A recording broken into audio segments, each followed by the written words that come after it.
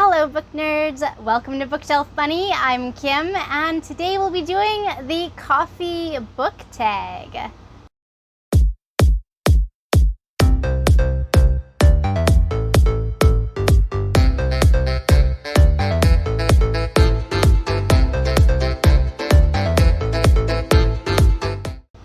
So first of all guys, I apologize. You can probably hear in the background the noise of my air conditioner.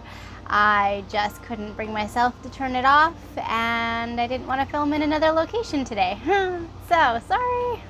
So first of all, I've seen this tag floating around on a couple of channels. One of them is from a while ago, but you can see it on Jess the Book Freak's channel. I'll post the original tags below. I was not tagged to do this, but I thought it was fun because I'm a massive coffee lover. All things caffeinated, I'm a happy person. Fun story, on my wedding day, I actually brought my whole bridal party to the nearest Tim Hortons because I needed a fix. So, definitely a coffee lover. Love coffee, love books. It's a good tag, right? So our first question, Black. Name a series that's tough to get into but has hardcore fans. I'm gonna have to go with the Lord of the Rings on this one. So I love the series, but it's a hard read. It's a really hard read. And I feel like The Hobbit is kind of deceiving. That's a great read, nice and easy to get into. The story is engaging and quick. But then you get to the Lord of the Rings trilogy, and it's a little bit more difficult. My biggest beef with it has always been the amount of description versus story ratio. And while Tolkien paints a bright and beautiful world, it's just a lot to slog through. So I've probably ticked off a lot of Tolkien fans, and I'm so sorry, but I feel like that's the best answer to this question. Second question is, Peppermint Mocha. Name a book that gets more popular during the winter or a festive time of year.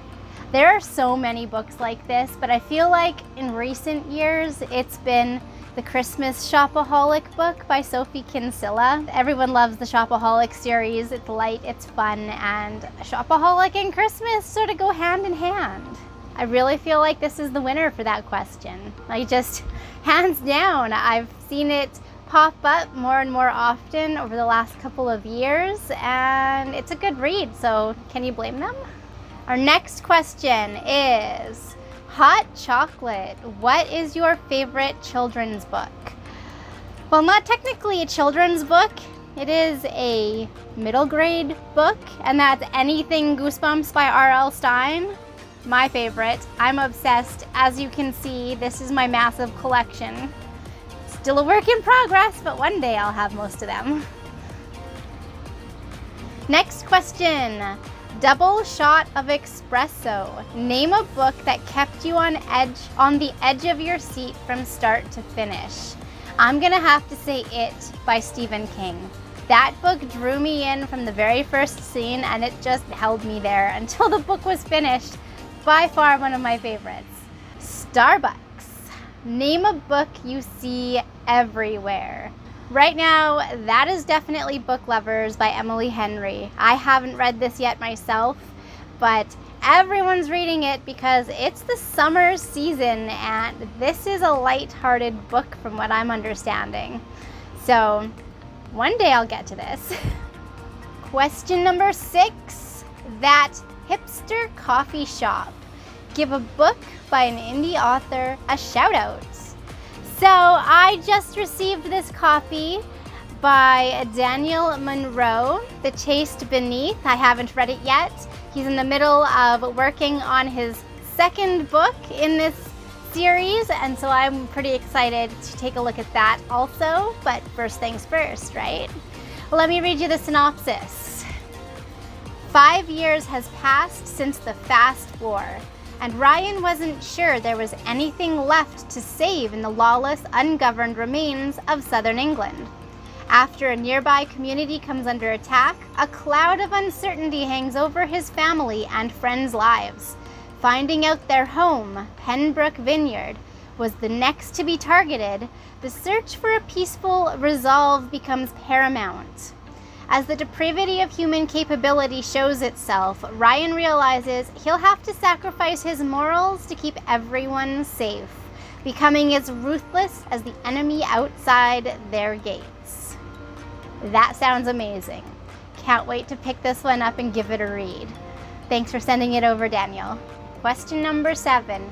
Oops, I accidentally got decaf. Literally done that. That is probably the worst thing. You drink coffee for the caffeine. At least I do. Name a book you were expecting more from. That has got to be Camp Slaughter by Sergio Gomez. I read that earlier this year as part of the Haunted Corner Book Club picks. I only gave this one a 2 out of 5. And that's because it just had so much potential. I felt like it had the makings of a great Lost in the Woods murder story, but it was trying to do too much. It was one part supernatural, one part serial killer in the woods, and it felt like it was trying to do too much and then ended up falling short of the mark. So that was not as exciting as I thought it was going to be.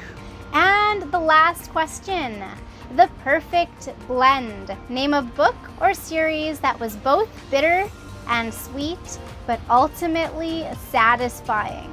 This is a tough question, and I really struggled with finding an answer on this one. I think that I'm gonna have to go with a very recent read. That recent read is gonna have to be Animal Farm by George Orwell. I recently read through this because I have never read it before, believe it or not. And I did 1984 last year, I think it was. And so this one has been on my list for a while, so I picked it up. It's a quick read, I went through it. It is definitely a bitter story. It's so sad. You see the way that it plays out.